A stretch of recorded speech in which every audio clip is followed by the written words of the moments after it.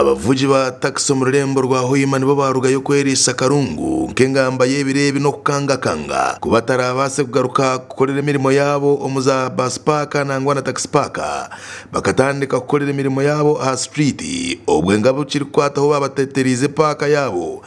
bari kugira ngo bwahati eriyo mu mbera mbi munonga package nabagira ngo bwahate ijire byina ebirimo amizi ekiretira bashabaza binjo bwahati batari kuza kuronda entambaro mu paka bitu bari kwemerera haruguto okugira ngo ziri kugenda zibashangeho abavuja abantu bagira ngo ebyina byo mu paka ebi obwahati tibyemerize business zabo bitu nibitana magara gabashabazi ahari bugenje amazi kandi mu paka erisite y'Ruyonga erisite y'Umuramba amazi kabigona erinyanja meya akoragura waitu umukuru ogwo meya tukusabira tushasire muno abukize bekitoine Asumani tumwesije uno muvuji wa taxi omupaka ni yemwe nagira ngo nibabiha hose ringira 10 buri izoba urwo kureberera package bitu tibakarebaga ekirwa kozire nangwa bitu tuwaisanga ngo nakasenta ako akatoa tukiyaga konyerwa tufuna buyambe bona okuyenze buli bwa so tukusasa muno abwensonge kandi nikigoro mu kiyoka kimpa kandi wori kwebembera package Humphrey Mugishana we nagira ngo package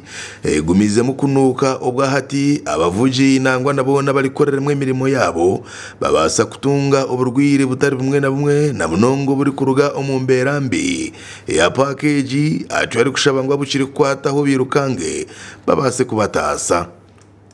funire challenge ya mani muno mpaka wa isu yebine binyakwingura ine na maiza ganya kutekera mpaka so tulilakire bwire bona kufuna urwaire kandi obukusobora kuleta aho buzibu kwa mani munonka kolera abantu batandike no kuyeyambisa ati bakuna gamu na kasasiro mbizi bitu bo mugaruka mwaba Bosco Muhanuzi ogunimeya wa Hoima East wagistireho na David Muhumuza ogunori kugambiriro rurembo rwa Hoima yashobora ngo omwaka gubye sento guri kutandika nibwe batekatekire kureba ngo babasa kunduza package yashaba bavuji nabo bona bari korro mu paka kugira obuculera batyo bakabona ko batekatekaho nyowe division yange ya Hoima East na City Council wede tukibalizo hoira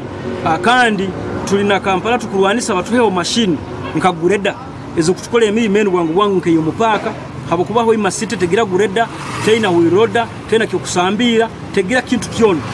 city ina plan ya development program bukiti kona kyaterekera oyiro gamba recently